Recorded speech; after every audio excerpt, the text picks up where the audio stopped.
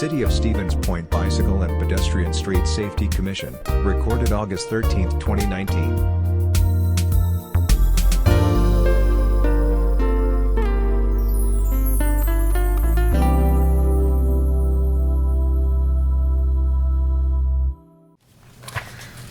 Okay, big crowd tonight. One in the crowd. Most important audience member. All right, we're going to call this meeting to order. 6:03 p.m. on the 13th of August, 2019.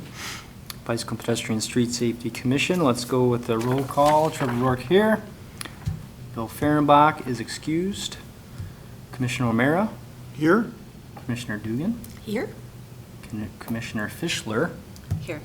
And we have a correction on that. Yep. Thank you. And then the alternate is vacant. Okay. We'll move on to the second item, which is persons who wish to address the commission for up to 3 minutes on a non-agenda item. I'd maybe just like to introduce myself to people who aren't familiar with me. My name is Keely Fischler, and I'm the newest addition to this commission. And I know before I joined, or before I was appointed, I should say, I had some questions. I watched videos online of the commission, and it is kind of confusing where you don't know where the ideas come from or who's coming up with these ideas.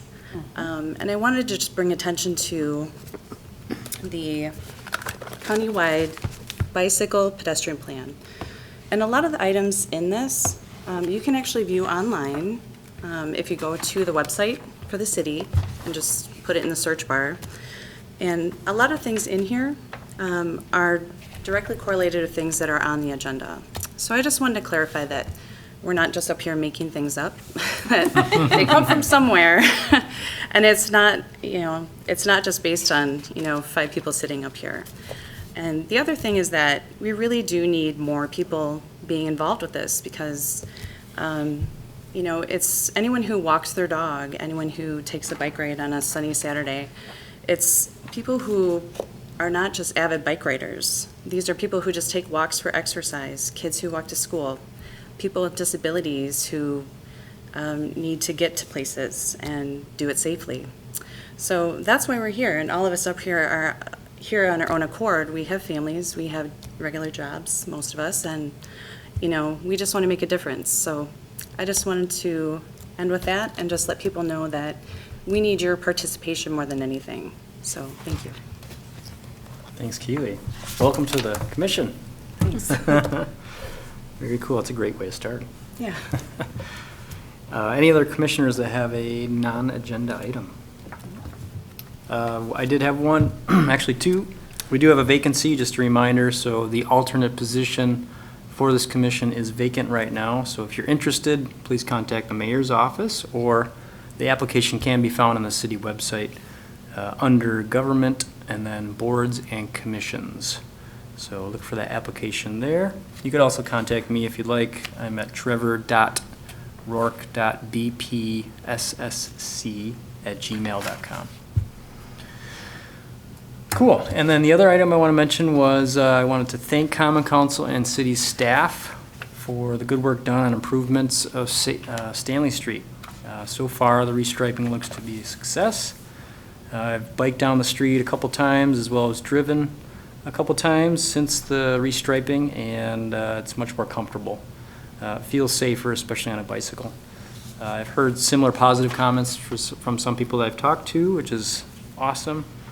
So thank you again, Scott, and your team, as well as other city staff and officials that had worked on this project. Any other? Yes, Commissioner.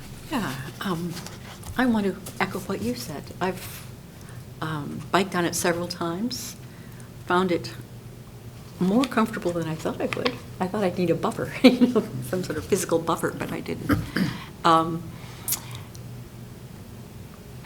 It's easy to drive, although I'm a little confused about at the very east end, when we're getting close to Green Avenue, when you're going out that way. Nonetheless, everything else is working fine for me. And I have only had one constituent say, damn. The others are okay with it so far. All right. So good proportions. Okay, any other non-agenda items? Seeing none, we'll move on to item 3, report of the July 11th, 2019 meeting. Any addendums or edits, comments on the minutes? I would move the minutes be accepted as published. There's a motion, is there a second? Second? All in favor say aye. Aye. None opposed. Okay, motion carries. Minutes are approved. Move on to item 4, artistic crosswalks for the dangerous intersections. All right. So I brought this to the commission based on a July 16th report by National Public Radio. Their morning edition show talked about walking on painted keys, how creative crosswalks meet government resistance. The story features a painted artistic crosswalk in Rochester, New York.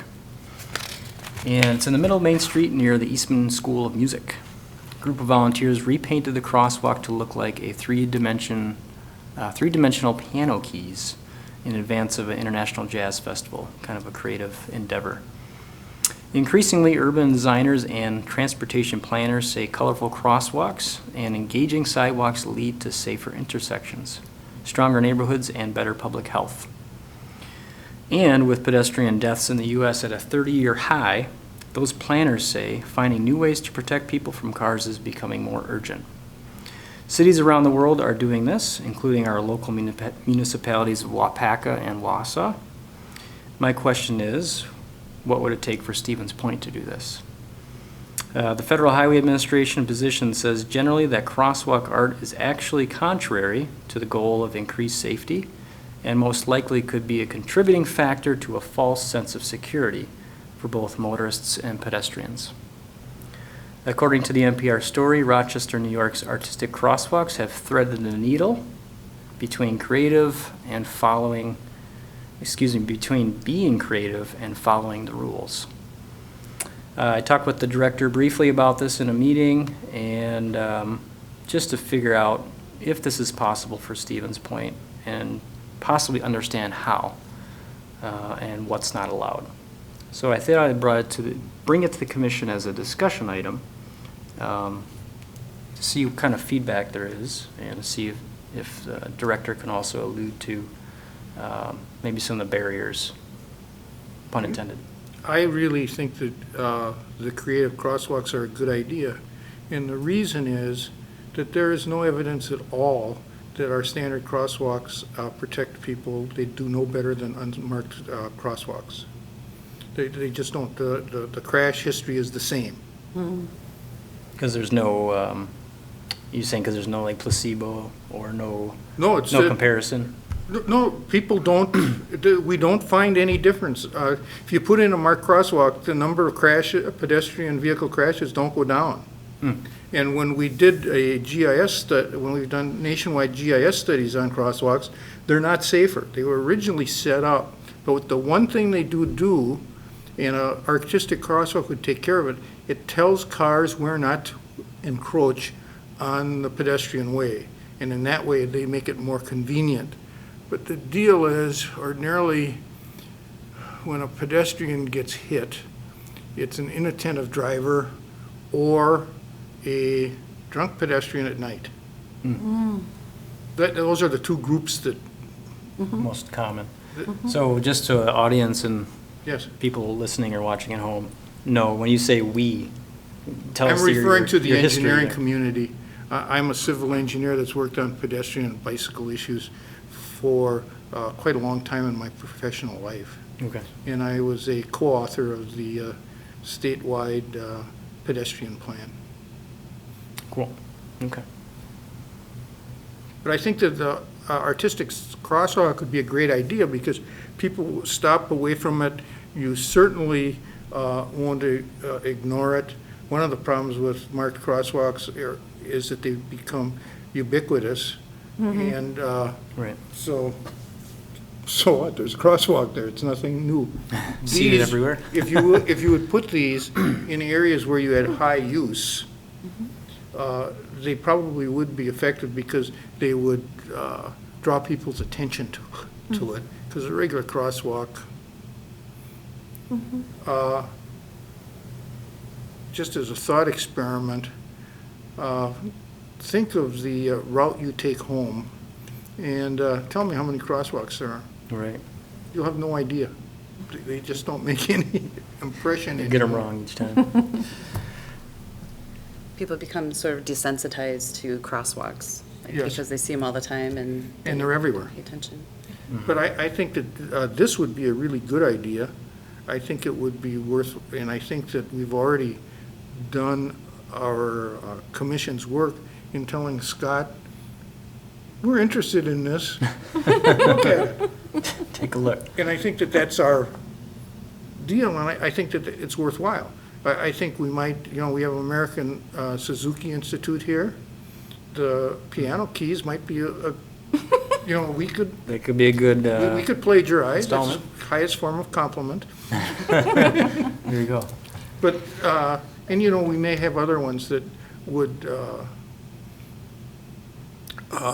tend to go with the themes we have in different parts of the city. But that one was one that I saw and I said, oh, American Suzuki Institute. Right. A comment to that very specific design is, I think that's where they talk about threading the needle, because Yes. they're not using colors that the design manuals say, no, can't use that.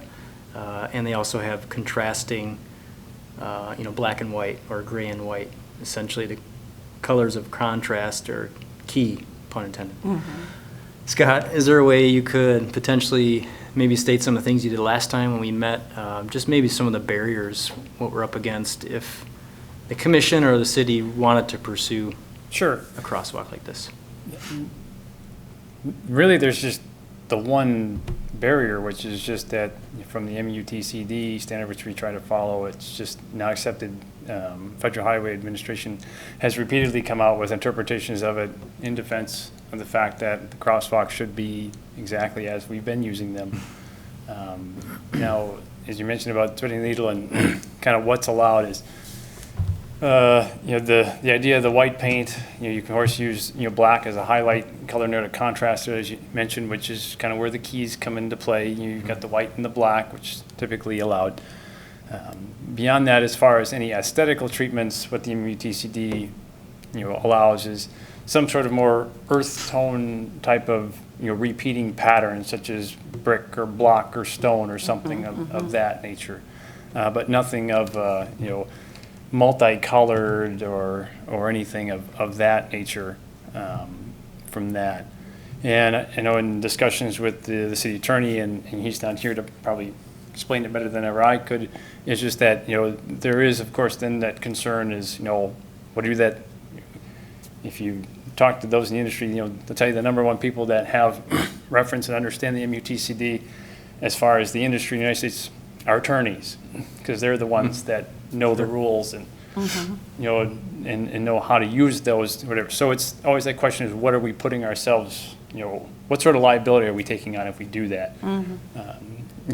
Coupling that, and he would probably know better, but I know in the circles that, I get in the, the seminars, conferences and stuff that I go to, there's definitely been a repeating concern within those that have been presented on a variety of different issues, and not necessarily to say specifically this one, is how the courts are starting to put, more pressure on local governments, stuff like that, as far as following those rules. Where it seems in the past, we've kind of just been, More hands-off? Or Laissez-faire.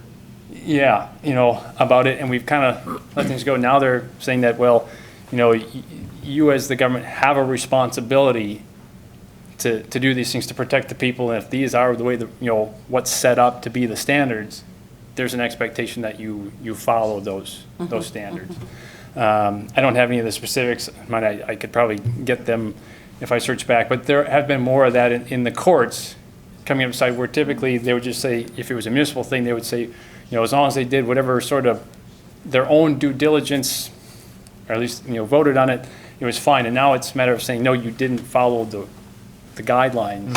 You knew the guidelines, and then now they're actually placing some of that liability on governments for these incidents. So it's just a matter of, things are changing. There's a number of different things, and it's not just even that in the courts that, historically may have been one way and now are starting to transition a little bit differently. Where that'll go, I don't know, and that's something that Attorney Beveridge would have to comment on more and probably research to say, but. Okay. I'm thinking that with the promotion of community-sensitive design, where you are allowed to have deviations from the MUTCD with a design study report, and that's mostly there, we're using it with non-standard lane widths and non-standard crossings and traffic calming. I think that we could do it, but it would not be easy.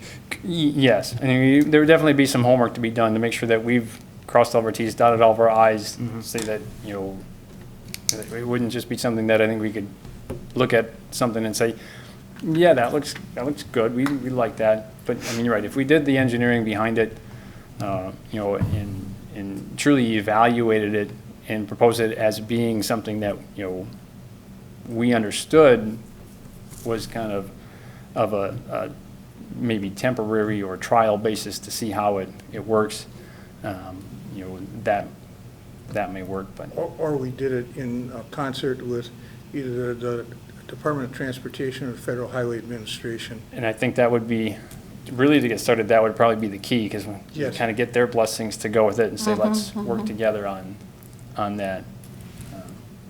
So. Because I think they would generally hold that a municipality has a right to rely on the expertise of those two agencies.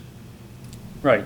And I think the idea is, and this would be getting more into Attorney Beveridge's, realm and stuff, but, the idea is just to make sure that we haven't foregone, the safety aspects of whatever decisions we make, and put them secondary to some other things, whether it just be creativity or artistry, do that. But I think as long as we can, through that, if we did the engineering to demonstrate that that's our intent, is to find and maintain that safety, therein lies, I think, what we'd have to otherwise document and do that, working through whatever, if it's the DOT or whatnot, and the engineering study to do. So definitely be some more work involved, to do it.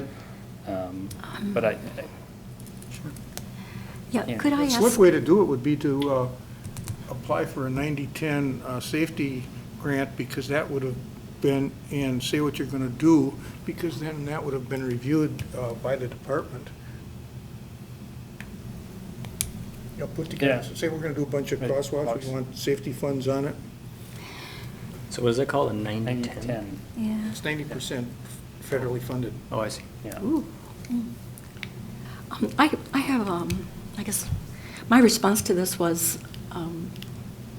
well, it sounds creative. But I also know how much the city has to spend on things, how much the city has to do to engineer things.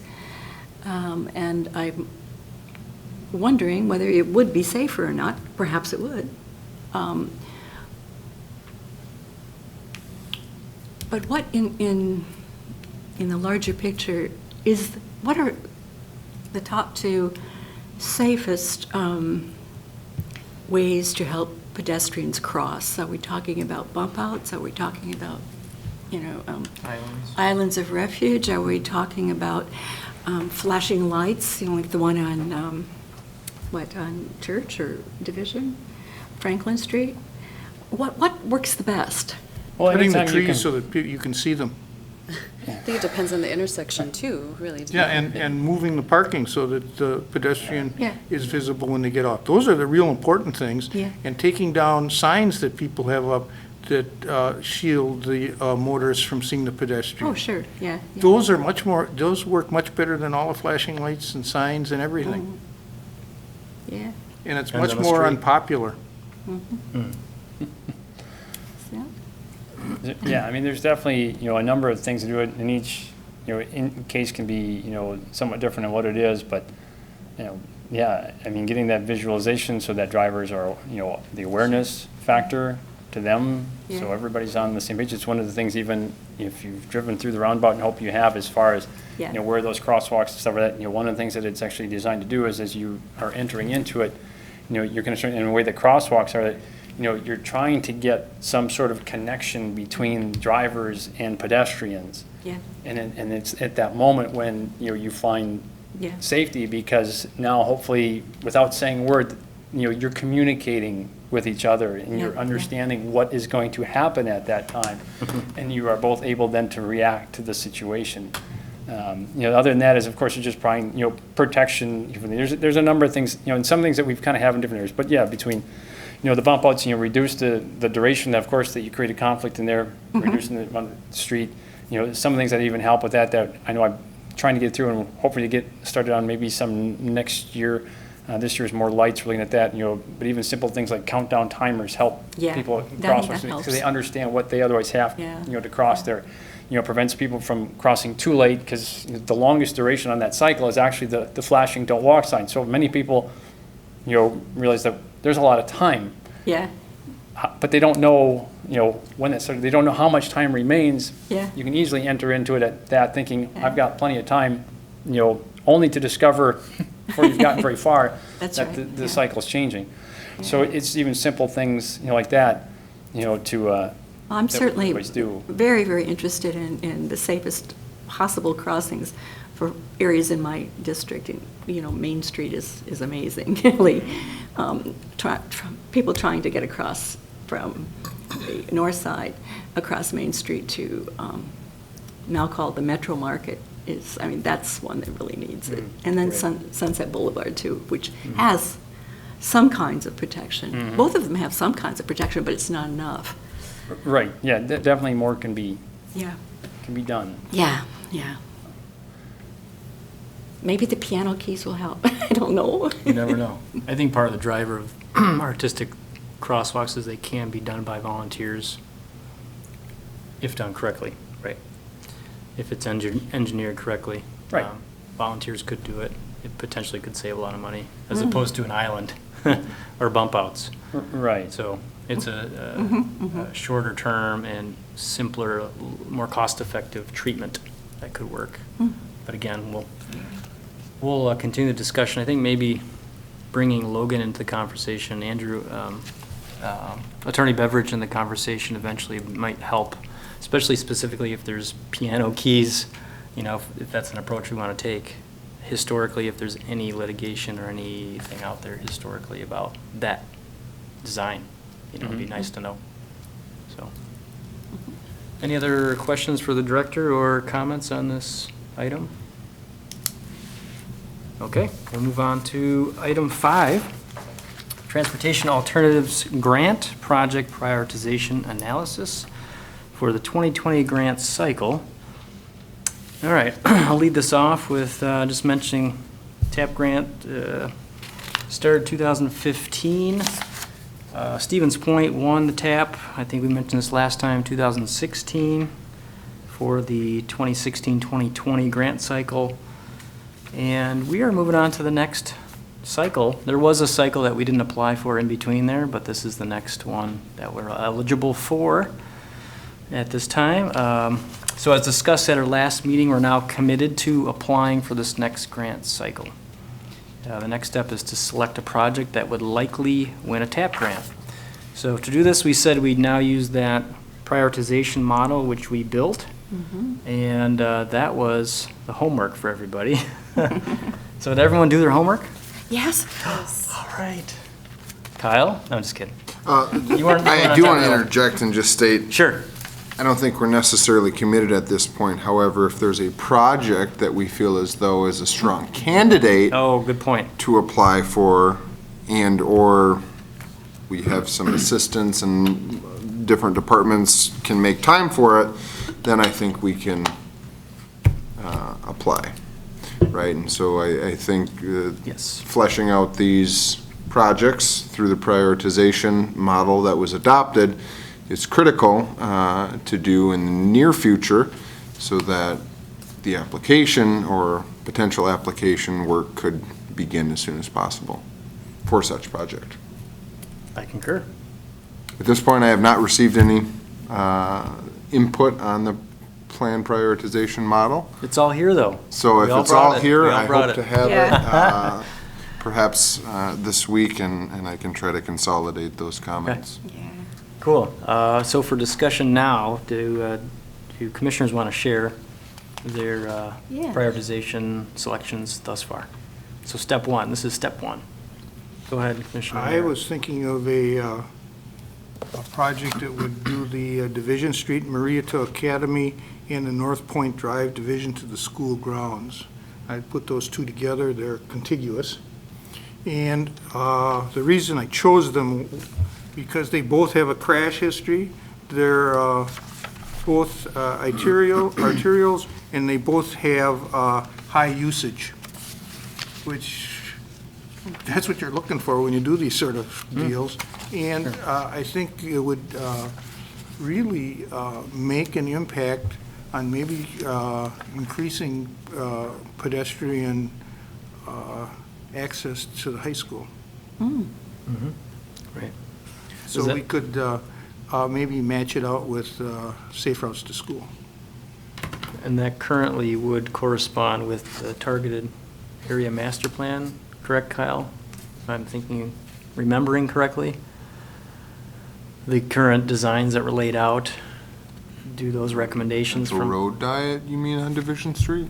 Right, so the recommendations from the bike ped plan, I think they correspond with each other, correct? Well, whether they would or not, one wouldn't preclude the other. Right. I was just saying as a little bit of I leverage. think they Right. align. I don't know if, I'd have to look at the preliminary design that was put together by Vanderwall to see if they Okay. are exact. Okay. But we certainly could do a pedestrian design there that wouldn't preclude anything we did on Division Street. Sure. Did you have any other recommendations, either non-infrastructure and/or Yes. safe routes to schools? These are the ones I had. On, I like sponsoring a Bike to Work Week. I think that that's an important deal. A lot of times, the people will say, well, you're talking about more, recreational or walking, or but the route to work is one that I think is really important. And actually, you will get the best bang for reducing vehicular traffic. One education one I have that isn't on here, I think that we should try to work with the school district to put safe bicycling in the curriculum in the schools. The state of Hawaii has it. Everybody has to take it. And you can start young. And I think that it would really have an impact on safety. Absolutely. I'm sorry, I went outside the lines there. For enforcement, I think the most important thing is to have people enforce our pedestrian crosswalks. And the one I did for evaluation, I think we should continue the counts. And my other was we should start looking to make sure that we have bicycle parking at popular transit stops, easy way to lock up. Okay. I also really like telling people they have to shovel their walks, which is on the last other, and I think that every year we should be having this as a part of our agenda to remind the public of their responsibilities and the consequences of failing to do so. So just to those Trevor, can I- recommendations, I was going to, interject as far as what they're going to grant. So this is the last year's cycle. Sidewalk, pedestrian and bike improvements, bike lane extension, Garver Path, West Scott Street, Bicycle Boulevard, Complete Streets Handbook for Milwaukee, pedestrian transit intersection improvement. So it's going to be more difficult. I think it'd be more of an uphill battle. I think we could get the If Division it's- Street one. Right, so I'm just The referring division, the to, Division to North Point one is the one I would, that's your star one? that's the one. I'm star just saying that, the way I read this is you wanted me to say something from each deal, but if you want to know what I would make the application for, it would be for a Division Streets, North Point Drive sidewalk project. All right. Commissioner Fischler, did you want to share yours next? Sure, I'm not going to share all of them, I don't think, but That's all right. the main Sounds good. ones I was looking at. And again, just so people at home are understanding where we're getting this information, it's directly from this countywide bicycle and pedestrian plan. And I think it's important that people know that we're not just coming up with these ideas, again, willy-nilly on our own. Randomly? Like, these are like directly from this plan.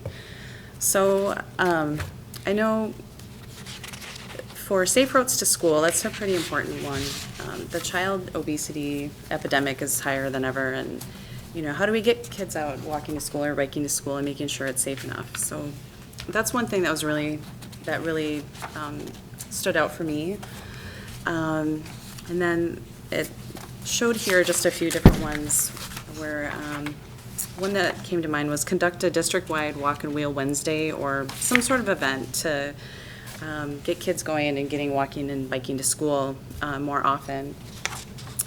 Because I know growing up, that's the only way we got to school. I mean, unless you lived out in the country. So it would be interesting to see a shift in, you know, kids, you know, walking and biking more to school, because it's, you know, I think, you know, in this day and age, people, it's just like they think it's unsafe, but this is a really safe town. And, you know, I think that it's important for people to get out and get exercise, especially kids. And then also displaying and distributing maps of preferred walking and bicycling routes to parents and students. I thought that those could probably go hand in hand, those two ideas. And then for education, sponsoring and or supporting a local family-friendly event that promotes bicycling or walking. So, I don't know. I even thought about maybe an idea about a scavenger hunt or something and getting local businesses involved to, you know, families could do it together. And I don't know if that's something that's possible, but it was just an idea that I thought about. Well, there's one fun and silly family one this Sunday called the Bicycle Adventure Extravaganza. Have you heard of that? No, I didn't know about that one, so. So, yeah, Point And I'm Area on the Bicycle. commission, I didn't know about it. Point Area Bicycle Service is putting that on this Sunday. Okay. I'll send you a link. Oh, perfect. It's really fun. We do it at most years, so. Yeah. Yeah. Well, and I think that's Cool. important for, you know, people at home too, to be more involved with things like that, and how do we get the word out more about that stuff? Definitely. So, Great. Yeah. Cool. Shall I go next, or would you like to? I turned this off so I can save juice. You go ahead, and then I'll turn it back on. Sure, yeah. We'll do that. Okay. So I'll just mention a couple here. One with the goal objective policy recommendation area, it was policy C3.3. Again, this is from the county-wide bike ped plan, providing adequate bike parking throughout the urban area, particularly in commercial districts, government buildings, parks, and schools. That's on page 36. So why is that important to my selection? So if you were to look at and read through the plan, and even just in experience bringing kids to school or stopping at your local city hall, you'll determine very quickly, if you ride a bicycle, that we have an inadequate supply. Not only inadequate supply, but also a supply of quality bike parking, because most of the racks are schoolyard racks, also known as wheel benders. So if you are to create a TAP grant project that essentially replaces all of that garbage bike parking throughout a lot of the community, you would have a gross change in interest in actually biking. I didn't have a non-infrastructure recommendation. And other program and policy, I had provide bicycle parking at popular transit stops. The reason being, when you address the last and first mile of any user, you essentially can allow them to live without an automobile if they want to. Right now, in Stevens Point, it's not that easy and people don't feel as safe. So if you have transit stop, great bike parking, even bike share when it eventually we have the capacity for it as a city, you have essentially a network you've created. And that's, timely because of the assessment that the staff are eventually going to be able to do with transit stops. So the big infrastructure recommendation I have is creating a Main Street reconnection to the riverfront. So this has been talked about, hashed around for a while, I think now. So basically, there's a number of countywide bike ped plan recommendations that allude to this, including the shared lane markings from Minnesota to Water Street along Main. It's page 74. Our 2016 TAP grant project would intersect it. Objectives A1, A2, A3, A4. A4, especially if it provides, the project extends alongside Chase Bank. That's on page 35. And then policy D1.1, page 37. So all that together, all those recommendations together allude to you can actually create a pedestrian bicycle corridor just connecting the Main Street downtown to the riverfront. And the cool thing is, and timely thing is, that targeted master plan alludes to this directly in a lot of the language, even in the design. So I think there's, a lot of leverage there, a lot of potential there. The last one I have was just safe routes to schools, replacing the wheel bender racks, and it fits in with my other recommendations. So there you go. Got your power on? It's coming up, it's coming up. Well, while I'm waiting for this, I think I've said this before in a meeting, I'm most interested in educating people who walk and who bike. And I have a couple of recommendations in that area. And I'm very interested in getting this computer working.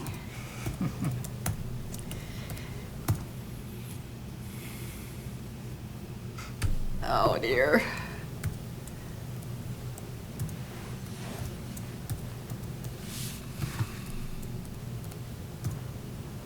Should do it.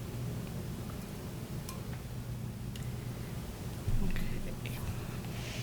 So I did what you did, Trevor, and that is went through the bike ped plan with recommendations and followed your model of step one, top one, That's our model, Kathy. That's our model.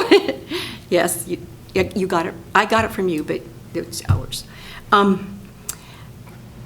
I think the top goal or objective or policy from Chapter 5 in the plan, I would say is goal A3. And we've talked about that, strengthening connections throughout town to increase pedestrian connectivity throughout.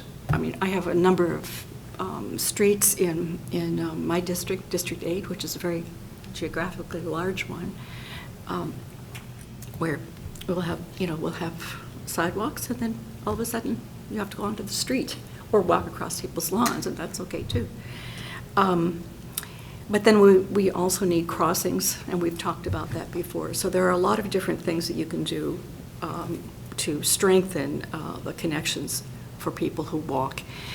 And by the way, I see walkers in my neighborhood all the time, and this morning, two avid runners, about 7 o'clock, one, a young woman, and meeting up with a guy who looks like he must be 90. and he is walking as fast as he can, and he's like this, bent quite remarkably, but still going at it. And then we've got people with babies and lots of dog walkers, and they're just walking. And of course, we also have cyclists, but we have a lot of walking. And for them to have more and more connections and more availability, I think is really important. Recommendation I chose for non-infrastructure was education. Provide bicycle education events targeted at adults. That's where I would want to target this recommendation. I like the idea of courses being offered through LIFE, Learning is Forever, something the university sponsors, but many people in the community take part, or another organization. But for me, one thing I've wanted to do is become get my biking instructor's license renewed, and then do courses and actual events for adults, and helping them to bicycle more safely. I know people women and men who are older than 50 or 60, who want to bike and are a little bit worried about how to do it in Stevens Point. Then another recommendation I have would be, this is from the other program and policy recommendations, Chapter 6, point 5.2, and that's, we've talked about, we're talking about the Transportation Alternatives grant right now, but also funding via municipal street projects. We've got a lot of projects on streets going this summer, and we'll have more, and making certain that we are also, and I think we're doing it pretty well, making certain that the biking lanes or sharrows are in place when we get those streets either reconstructed or resurfaced, as well as sidewalks. Whenever we really reconstruct a new street, we put sidewalks in these days, and I think that's extremely important to continue. Facility recommendation from engineering, I would choose to incorporate crossing improvements into arterial street reconstruction projects. So we're talking about Main Street, we're talking about Stanley, we're talking about Clark, in order to make crossings easier and safer for pedestrians. So we've talked about that a little bit already. And finally, recommendations for 2 schools. I live near Washington Elementary, where I've talked about that a lot, is the sidewalks, our network is not complete, and we're working on that. In fact, for 2020, Public Works already has that area in mind. P.J. Jacobs Junior High, I think it would be a really good idea to initiate the SRTS training program, which the Bike Fed does. That might be good for the young people, don't you think? Training help for them. Like one of the other alders, I've nearly hit people bicycling incorrectly. Young people or sometimes older people, but either bicycling on the sidewalks and not looking at intersections or coming out the wrong way. So maybe training people at the junior high level might be helpful. So those are some of my ideas. All right. Thanks, Commissioner Dugan. So the next task is to email all that to Kyle? Yep. All right. It would give me greater joy. So a couple comments here in regards to the model. In order to flesh out all of those, the model identifies a ranking system that should be applied to each of those recommendations. In most cases, we would then choose whatever goals and objectives are ranked highest, but also whatever goals and objectives appear multiple times by different individuals. Now, it didn't sound like there were a whole lot of crossover in recommendations in this case. So with that being said, there are going to probably be multiple items that are ranked highest for each individual member on this commission.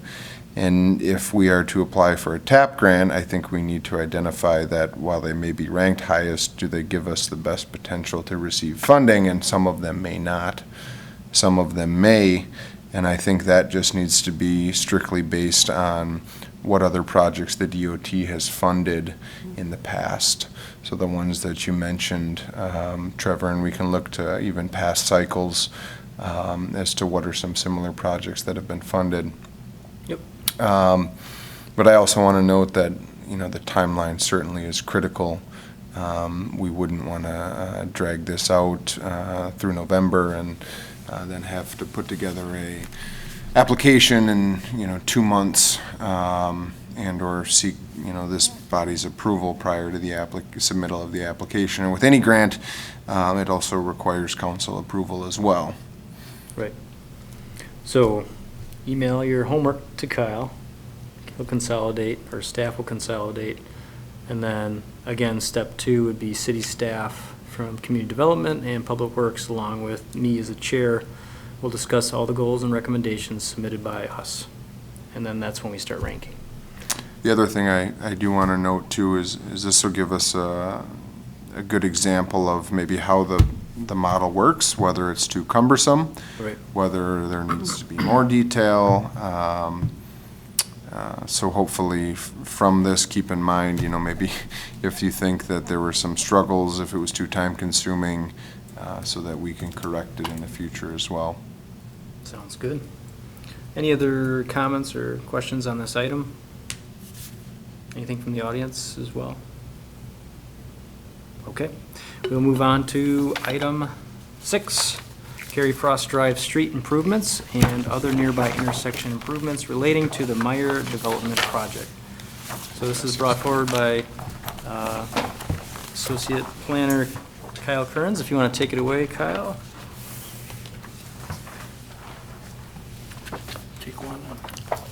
So what you have in front of you is the the site plan for the Meyer development. I believe that this is the latest rendition of the plan. This obviously includes Carrie Frost Drive, which is an existing street right-of-way. Carrie Frost carries through and then meets up with Vetter Drive on the southeast side of the site with access off of McDill Avenue, County Road HH. Meyer has agreed to put in several improvements relating to bicycle and pedestrian accommodations, as well as transit, one of which is a bus shelter on the west side of the site, near the horizontal line of Carrie Frost Drive. They are building that bus shelter, and then they are turning that bus shelter and the maintenance of such shelter over to the city. So they certainly see a benefit in providing those accommodations, and we certainly have some leeway to maybe recommend they put some bike parking at that shelter. Not only that, but they are also incorporating several accommodations for pedestrian and bicycles throughout the site. Obviously, they identify the importance of encouraging that type of traffic to the site. I will also note that the city has extended on the southeast side of the site, Carrie Frost Drive, which will potentially be extended to the east to serve East Park Commerce Center to the east. And if you can remember, this body approved the installation of a 10-foot multi-use path rather than sidewalks. This property does fall outside of East Park Commerce Center. Nonetheless, the city has recommended that a multi-use path be carried forward through the entirety of Carrie Frost Drive. So you'll see that multi-use path on the southeast side of the site plan there, where it states proposed 10-foot wide multi-use path. I'm not exactly sure why they've reduced it down to a 6-foot wide sidewalk.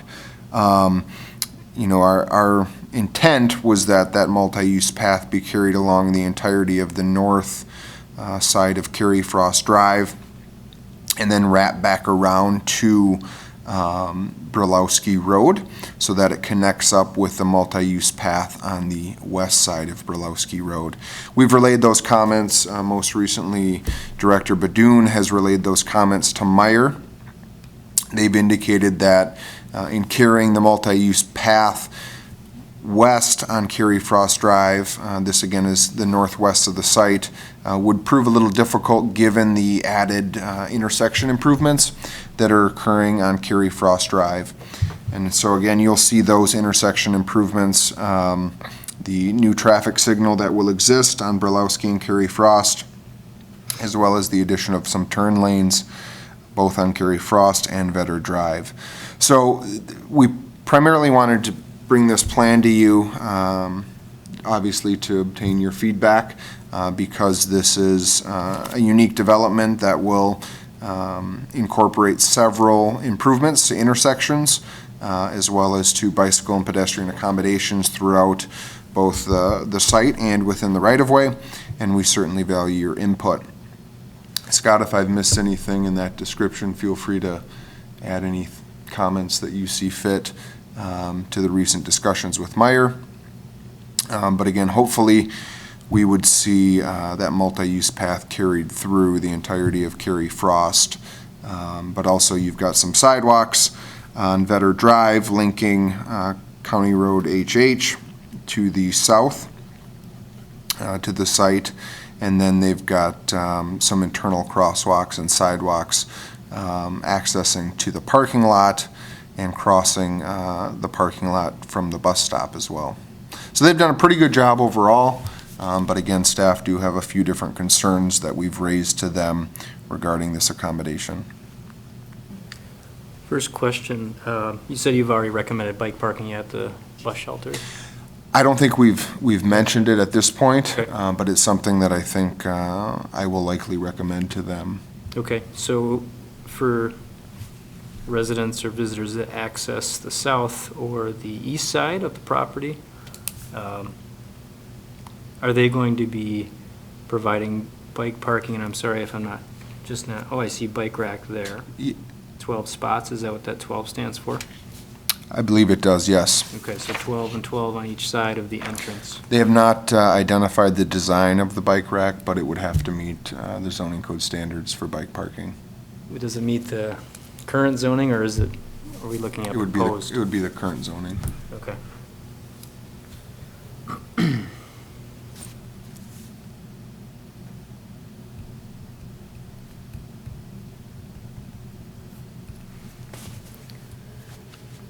I apologize for it being a little difficult to see. And it's a big site. You're looking at 28 acres here. I will also note their intent with the outlots to the south, well, to the property to the south, is to break it out into outlots and potentially make anywhere from 5 to 7 additional development sites. So these accommodations aren't only for Meyer, but for future tenants as well, along Kerry Frost. Because they own the entire property? They do right now, but their intent, as I stated, is to subdivide those and create several outlots for development. Okay. The one thing I see about this design is we have these infiltration ponds. Mm-hmm. And what that'll do is it'll mean that each one of those entrances will really carry a lot of traffic, so we have to be careful on how we design them. Because, you know, there's 1, 2, 3, 4 entrances to this facility. We just have to make sure that there's room that's comfortable to get in there. And regarding the entrances, Meyer is pretty set on having a 4th entrance to their site.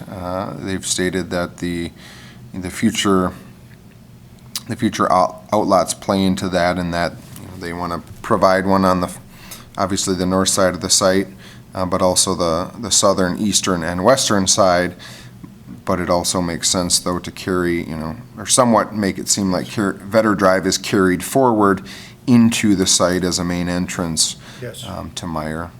With regards to stormwater, I won't get into the details, but there are some additional ponds that have to be created to accommodate the outlots that Meyer is going to be donating some land to the city for those additional ponds. Those are not shown on this map, but because of the large impervious surface, there's certainly going to be a lot of water that needs to go somewhere.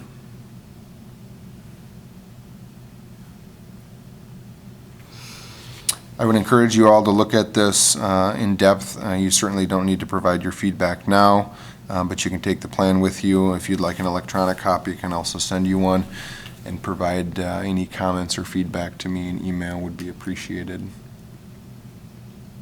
You don't necessarily need to take any action on the item if you don't want to either. Sounds good. Any other comments or questions for? I think it would take a little while to study it. Yeah. And I'm trying to, I would like to make sure that there are connectivity, if people actually are living out there in apartments now, so Yep. they would want to perhaps walk and bike.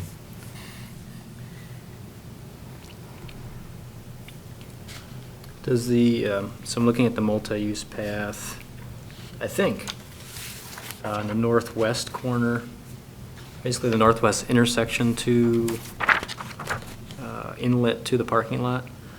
So there's a multi-use path on only a subsection before it hits existing building. Is that the store?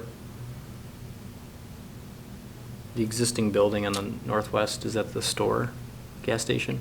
There's Sherwin-Williams right up. Oh, sorry, Sherwin-Williams? Yeah, on the Okay. very northwest corner of the site.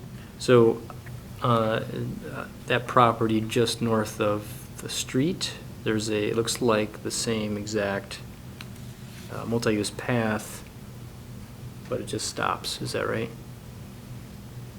I'm sorry, where are you? Stops mid-block. Where are you referencing? Show you. Right here.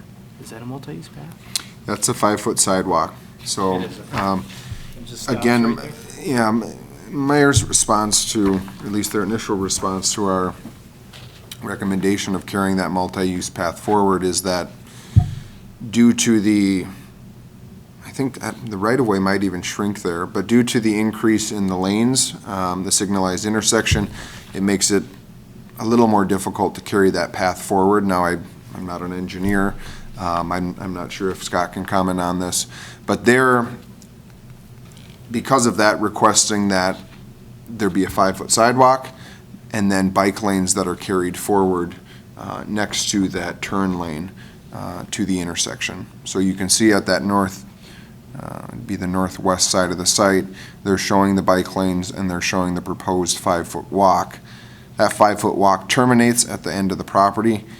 We are recommending that something be carried forward, whether it's sidewalk, preferably the multi-use path, because that will align well with the multi-use path on the west side of Brulowski Road. So it would make sense to carry that multi-use path all the way through Cary Frost Drive, all the way to the east in the future East Park Commerce Center development, rather than kind of piecemeal different sections with sidewalk and multi-use and bike lanes. I think the intent, at least from the city, is to see just that multi-use path. Okay. Thanks. Any other questions, comments before we move on? Anyone in the audience? Okay, Maybe one thing. last thing. I have such mixed feelings about this. People do live out there now. People are going to go to Meyer. They need to have ways to get around aside from in vehicles. So I'm very, concerned about that. And yet, another part of me just says, oh, damn. It's that urban sprawl, huge. impervious space there, so I'll say no more. Thanks for sharing. Okay. No other comments, questions? We will move on to item 7. Typical street section reconstruction designs for 2020. That brings Scott to the spotlight. Director Badoon.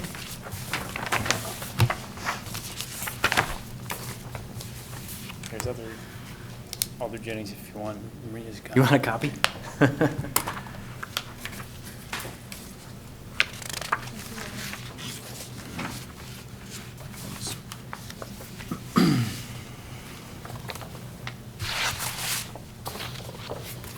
What I have here and have handed out, and a little bit more, I think, after talking with some of the commissioners, in the past, trying to put together a little bit more detailed package.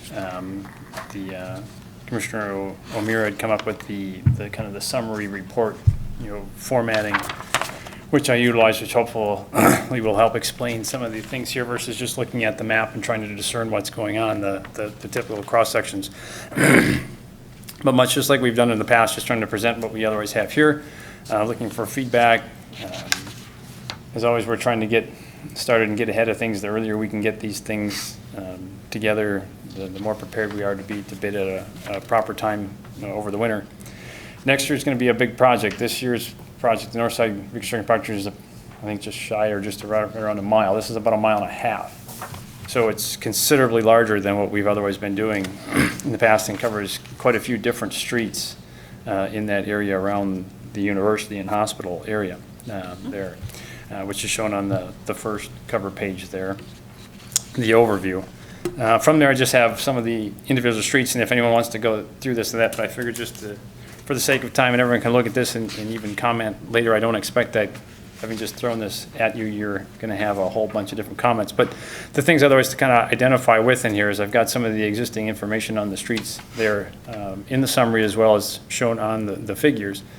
And then identifying what the recommendations were. So section 1 is the existing infrastructure, and I guess I'd even be looking for some feedback on the level of detail I have here. I tried to keep it to this one two-sided page thing just so we're not printing a bunch of paper and such, but there's still more room on the page, and I'm sure we can make some things if you wanted more. So some of them are going to be, if the existing cross-section may change mid-block, I've just kind of combined them together to show that things vary, and I've tried to list out what those dimensions are so it's there. But you can see what we otherwise have and what existing facilities there are.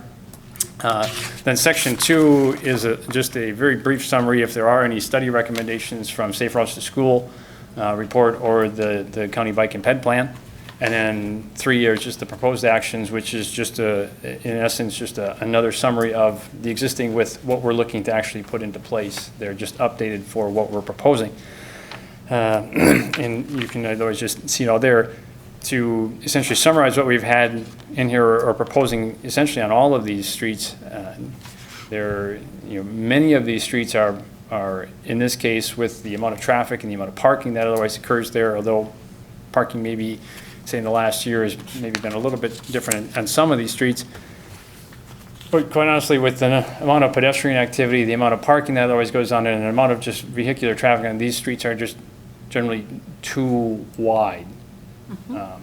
So the one thing you'll see across board, what we've typically done is tried to reduce the width of all of these roads. And the nice thing that is going to allow us to do is in some of the cases we'll be able to expand the terrace enough that we might be able to even landscape that Trees, yeah. Much nicer. I know as far as just in general purposes, Forrester Ernster likes 6 feet of that, and that's kind of, and he'll work within 5 feet. We do have a few of them that are 4 feet, and we'll be talking with him. It'll really be his decision if he has the right species to fit within there. I know he's done it in the past.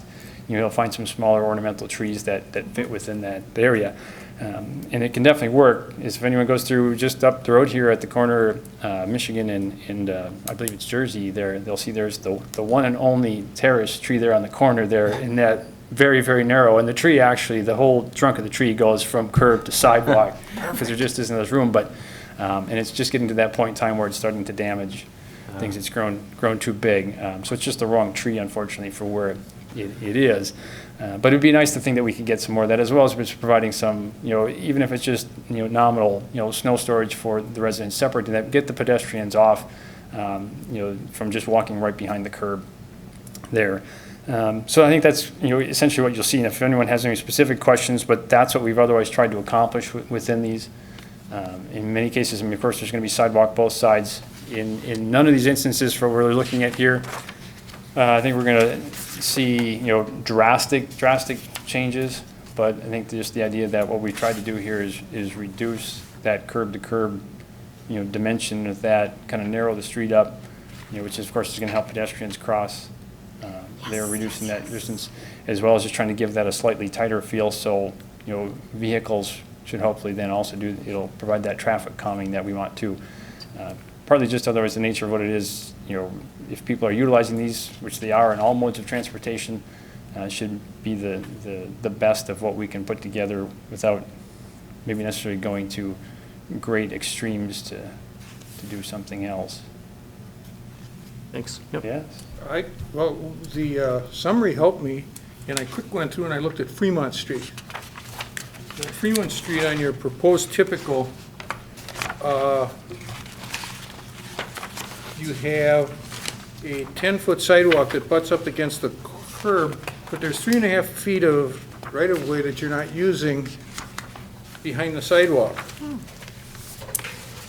I was wondering if you could consider cutting the sidewalk to 8 feet, and you'd be able to put in a 5-foot terrace. As far as a terrace, or utilizing the space then behind the walk? But you see, I'd prefer it to be between take the stuff that's behind the walk and put it as a terrace between the curb and the sidewalk. Right. And we've others looked at that, and I'd have to just verify within some of those cases. I think some of the trees that the university have falls within there. I'll have to confirm otherwise on that one. I'm just saying, just look at it. Right, Because, yep.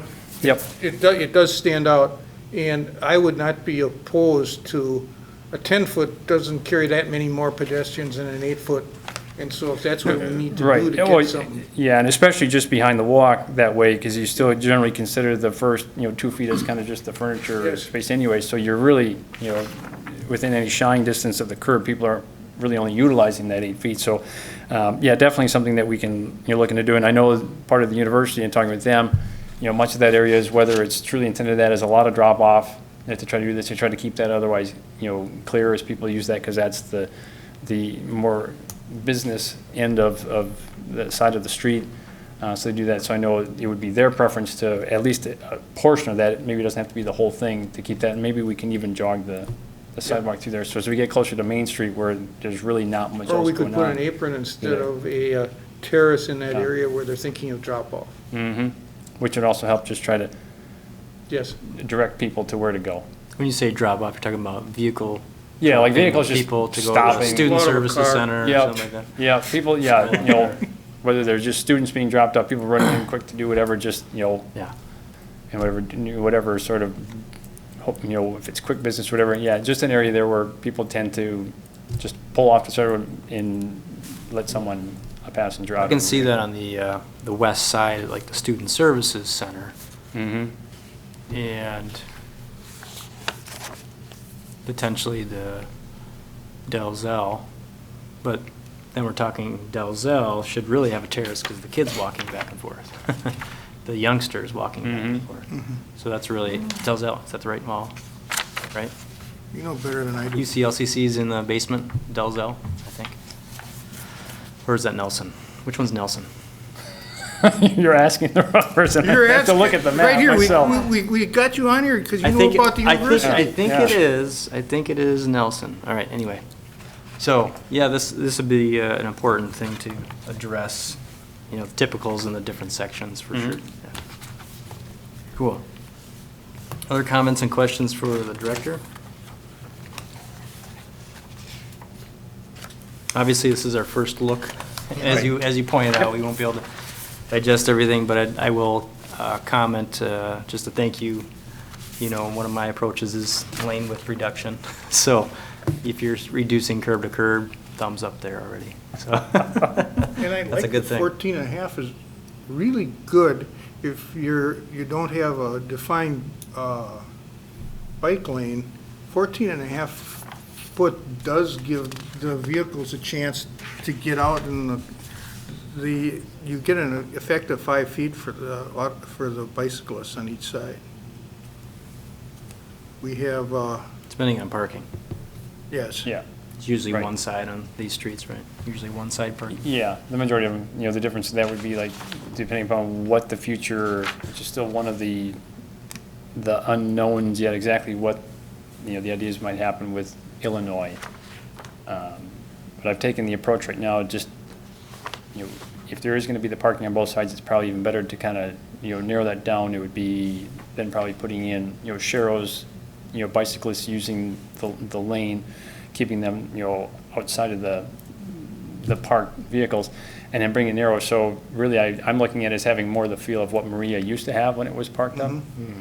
That's the, so definitely still bringing that in. Others might argue that they don't like that, but I think if you're gonna get that many vehicles, if we ever back to that with that many vehicles and people utilizing the area, we're gonna want that traffic calming as well as, and I think we can expand the terrace enough there where we can plant some trees. Right. It's always a nice thing.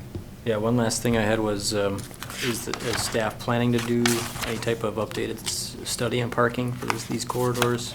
Because I imagine things have changed, as you know, Right, with meters. and it's nothing that we have, that we're actively doing. It's something that we're, of course, talking about, although sometimes, parking is, we think we're going one way and then some other outside force. Human nature changes. Kind of this, so so it seems like at Outside times force. our target is kind of moving, so we're trying to react to Right. those things. But there is one specific thing I did want to point out here, which was relative to Fourth, which I believe is very much to the back.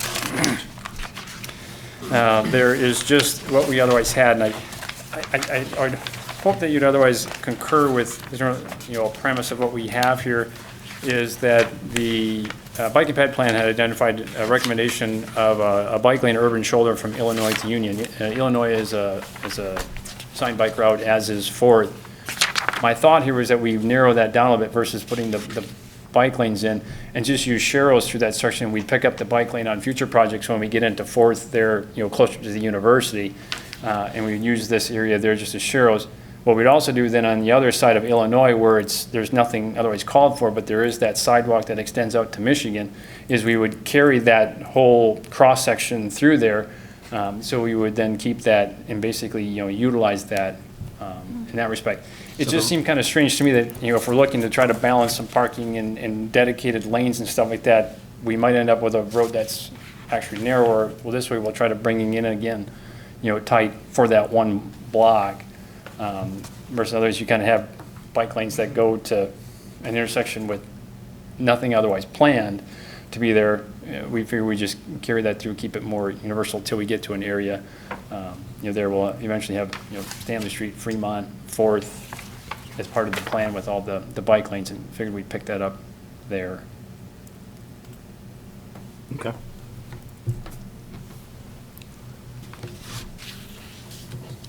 Any other questions or comments for the Director? Okay. All right, thank you. Thank you, Scott. Thank you. For putting this together and using Michael's nice formatted sheet there for each typical. That's great. Okay, so staff update. Kyle, if you want to lead that off, item 8. Sure. So in the memo, I've got two items. Really, one, there's a public involvement meeting for the I-39 US 10 interchange that will be held Thursday, August 22nd, from 4:30 to 6 p.m. at the Portage County Library. That will be in the plenary room. And we as a commission encourage anyone to attend, especially if you're walking or biking any time of your life, because this is a very important corridor that does not do well right now, so. Agreed.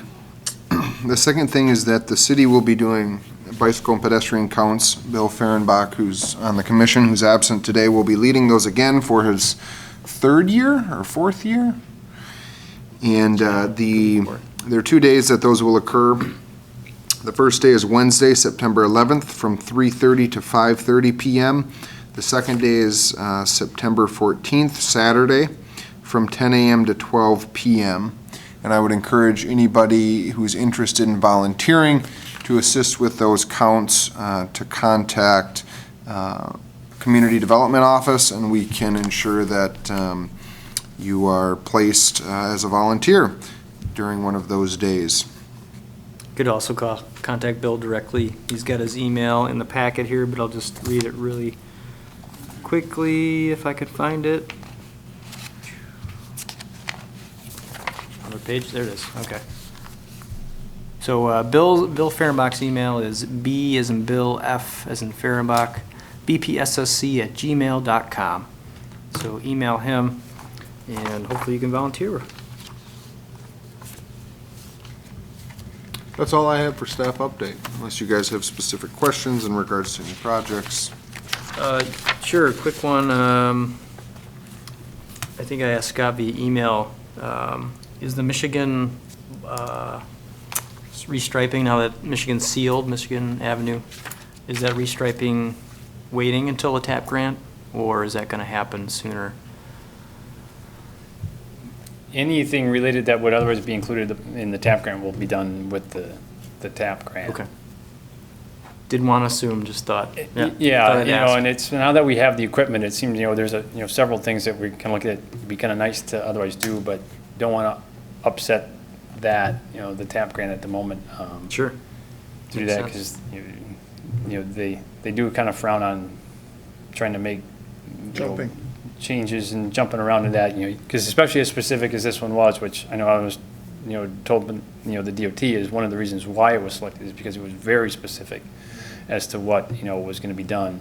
And then to start to deviate from that, and it's even part of the reason why after we talked with the DOT with the roundabout, we put the twiddle down North Point, we didn't put any bike lanes, so we saved a portion of what we otherwise would have just done, because, when we said, well, if we do this, can we move monies and put it someplace else? And they said, well, you can. There are hoops to jump through from that. You'd be better off just spending your money to do whatever other ideas you're thinking of and just keep this in the TAP grant and do it sure. as it was programmed in. Okay. So That makes sense. trying to kind of work within those, rules and stuff, and I think everybody understands what the intent would otherwise be do, but everyone's just trying to make sure that, whatever decisions we make are, out in the open and stuff, and we're not trying to bait and switch or do whatever, so Yep. we'll just follow along with what we've put in there. Okay. So, So I apologize, I did not attend the meeting late last night, but can you give us a super quick update on the TAP grant? sure. Haven't heard anything about any Yeah, meetings coming up. TAP grant, met with SCH last, went through their preliminary, and as I mentioned, preliminary was, very much so preliminary, like some of the things, some things weren't, there, some things they just had big questions on, some things are just kind of shown, knowing that they're not right, but they're just kind of place setters to, do things here and just to kind of get a feel for it. Some of them was just to kind of thought, which direction do, we think to do it, what other related projects are. So we've kind of gone through that. The DOT also had a copy that they have that. I've since gotten an updated version of things, which I'm just starting to go through, as well as review those DOT comments. And many of them are just repeating comments sheet after sheet, because they're just those kind of, little things that, weren't completed, in the first time, just kind of held as place setters to know to come back as they're asking questions of what we want to do, that are just repeated, again and again and again and again. And I can share all that once I go through it. So once we get through all this, we'll get back to SEH on that, and then we'll be planning should be in a time here soon. Historical review should hopefully be wrapping up soon, and then we'll have the other public informational meeting, which we need to have. And part of the reason that we otherwise aren't having that yet, although we're getting close in that design phase, is because part of that has to be the public hearing related to the environmental documentation. And that's okay. what, as far as the grant funding is, requires that we have to do that. So that PIM is essentially just being saved to fulfill that purpose, as well as, then rolling out some of the design. But so as soon as I get through that, then I'll share that. I would think by, next month I'll be bringing that forward. There, I don't see why I wouldn't be able to do that with other comments. I think it's interesting, some of the comments, same ones that when we met with SH we kind of had, is that even the DOT kind of had is, and in some cases, it's taking what was put in the plan and asking the question, why aren't we doing more? If there's sharrows and there's room to put lanes, why aren't we putting in lanes? So I'm glad that they're having the same sort of ideas we are, Yeah. which means they're also in favor of it, because that's really what we would like to do. Right. And I'll try to just wrap this up with this, like for instance, would be, Jefferson Street. They had this big question, do you need all that Right away. roadway there? It's like, where are people parking, and Right. couldn't you still park one side and still put bike lanes in it? Like, even though it's called out for sharrows, and I'm thinking, as long as there's enough funding to do it, which SEH is telling us in their estimates that there is, the DOT seems fine with that. So, what we're looking at with them is trying to find areas that, as long as we stay within our funding, that we can do those sorts of things. Good example would be Clark Street. Clark Street, the More complicated, but yeah. why do sharrows when you can do bike lanes? Right, without width? and those are some of the comments, and I know some of those have already in part been addressed. We've looked at the very low-hanging fruit on, let's do that, and then some of the other ones we have them, looking at to try to come up with Okay. episodes and see how they fit. So yeah, so that'll always be coming along, I would anticipate next month at this Okay. meeting to have. So you envision 90%. on our next agenda, we would have preliminaries to look at? Yes, Okay. yep, Cool. that's definitely my hope, and I don't see why we can't do that, so. Great, okay. Thank you for that, Director. Sorry, that's never short, I don't know why.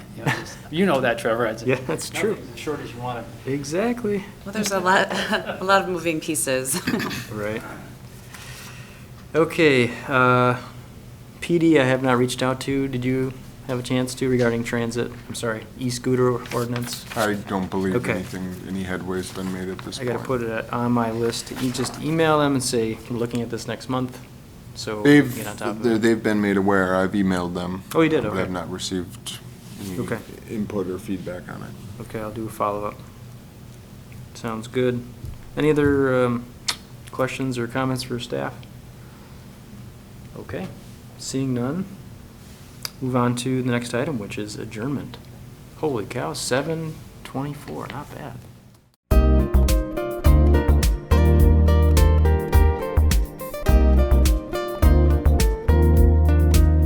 Videos of these meetings are available for viewing on the city's website, stevenspoint.com/videos.